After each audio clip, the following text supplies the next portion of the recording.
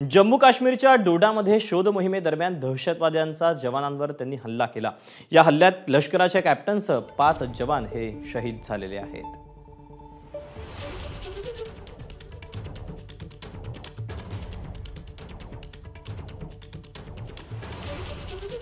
दरम्यान भारताचा उत्तर टोक असणारा जम्मू काश्मीर गेल्या वर्षभरात वेगवेगळ्या दहशतवादी कृत्यांनी हादरलं।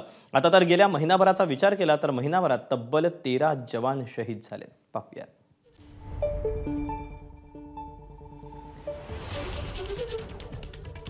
9 जून 2024 रोजी रियासीमध्ये यात्रेकरूंच्या बसवर हल्ला झाला आणि 8 भाविकांचा मृत्यू झाला होता।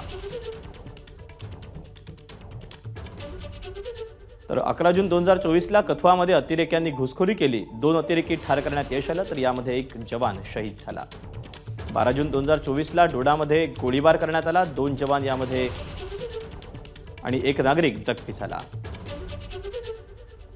तर 6 जुलै 2024 रोजी कुलगाममध्ये 2 गावात चकमक झाली। 2 जवानांना यामध्ये हौतात्म्य मिळालं।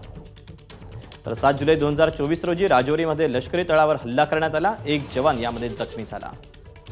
तर 8 जुलै 2024 ला कथुआमध्ये लष्कराच्या वाहनावर हल्ला झाला, ज्यामध्ये 5 जवानांना वीरमरण आलं।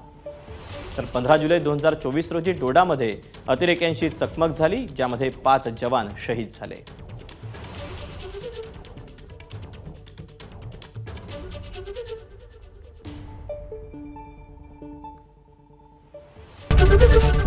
एबीपी माझा, उघडा डोळे बघा नीट।